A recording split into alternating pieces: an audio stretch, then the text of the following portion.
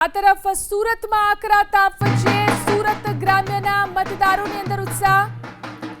ખોલવડ બેઠક માટે મતદાન કરવા માટે પહોંચ્યા મતદારો। ઉત્સાહ સાથે મતદારો કરી અને મતાધિકારનો ઉપયોગ કર્યો। ભાજપ કોંગ્રેસ આપ વચ્ચે અહીં ત્રિપાખીયો જંગ છે। 12 વાગ્યા સુધીમાં અંદાજિત 35% જેટલું મતદાન અહીં થઈ ચૂક્યું છે। તો આકરા તાપ વચ્ચે પણ સુરત ગ્રામ્યમાં મતદારોની અંદર ઉત્સાહ જોવા મળી રહ્યો છે। સ્થાનિક સ્વરાજની ચૂંટણીનું 2026નું આજે છે તે મતદાન થઈ રહ્યું છે અને આપણે હાલ છે તે સુરત જિલ્લા પંચાયતની ખોલવડ બેઠક છે જે કામરેજ તાલુકાની અંદર આવેલી છે।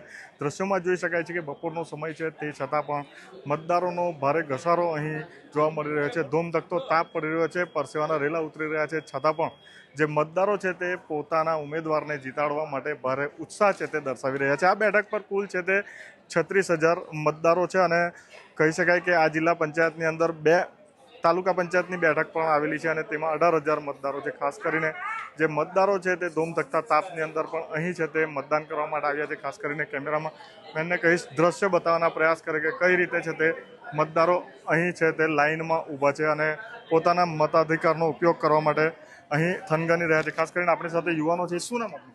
નદીમ શેખ।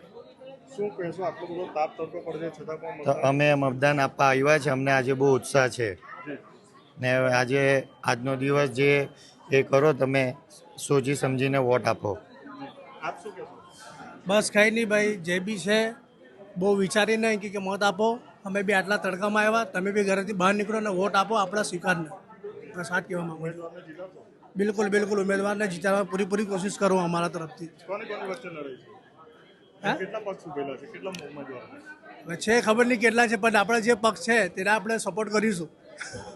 બિલકુલ જે છે તે નક્કી કરીને જે મતદારો છે તે નક્કી કરીને આવ્યા છે કે ઉમેદવારને જીતાડવાનો છે। કેટલા પક્ષ છે, કોણ કોણ લડી રહ્યું છે તેની સાથે કોઈ મતલબ નથી, પરંતુ જે ઉમેદવાર ઘરેથી નક્કી કરીને આવ્યા છે તેમને વોટ આપવાનું માટે અહીં છે તે ઉમેદવાર જે મતદારો છે તેમાં ભારે ઉત્સાહ જોવા મળી રહ્યો છે। ઇન્દ્રમલ શાહ, ABP અસ્મિતા, સુરત।